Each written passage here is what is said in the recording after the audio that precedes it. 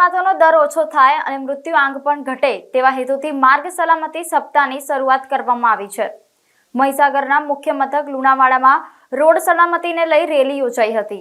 જિલ્લા પોલીસ વડા દ્વારા લીલી ઝંડી આપી રેલીની શરૂઆત કરવામાં આવી। અગાઉ અકસ્માતમાં મૃત્યુ થયા છે તે અકસ્માતો હવેથી ન થાય તે હેતુથી રેલીનું આયોજન કરવામાં આવ્યું।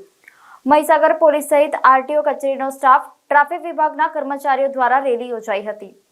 લુણાવાડા એસપી કચેરીથી લુણાવાડા નગર સહિત અનેક વિસ્તારોમાં રેલી નીકળી લોકોને શીખ આપવામાં આવી। રાષ્ટ્રીય માર્ગ સલામતી મંથ નિમિત્તે આજરોજ લુણાવાડા મહીસાગર જિલ્લા ખાતે રાષ્ટ્રીય માર્ગ સલામતી રેલીનું એક આયોજન કરવામાં આવ્યું છે, જે દરમિયાન વાહન ચલાવતી વખતે ટુ વ્હીલર, ફોર વ્હીલર અને મોટા વાહન ચાલકોએ શું ધ્યાન રાખવું તેના માટે એક અવેરનેસની રેલી કાઢવામાં આવી છે, જે અંતર્ગત લગભગ 50 થી 60 જેટલા ટુ વ્હીલર ટીઆરબીના જવાનો, ટ્રાફિક પોલીસ અને વાહન વ્યવહાર ખાતાના અધિકારીઓ પણ જોડાયેલા છે અને આરટીઓના અધિકારીઓ પણ આની સાથે જોડાયેલા છે। આનો મુખ્ય હેતુ ટ્રાફિકના રૂલ્સ અને રેગ્યુલેશનનું અવેરનેસ કરી અને અકસ્માતો બનતા અટકાવી શકાય। અત્રે ઉલ્લેખનીય છે કે મહીસાગર જિલ્લામાં વર્ષ 2023માં વર્ષ 22ની સરખામણીમાં 32 એટલે કે 32 જેટલા ફેટલ અકસ્માતો ઓછા બન્યા છે।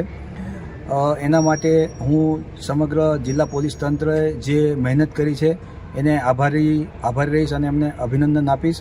અને આ વર્ષે અમારો પ્રયત્ન વિવિધ અકસ્માતો, ફેટલ અકસ્માતો અને ગંભીર પ્રકારના અકસ્માતોનું એનાલિસિસ કરી અને આ મૃત્યુઆંક 32થી પણ કઈ રીતના નીચે કરી શકાય એના માટેના પ્રયત્નો રહેશે।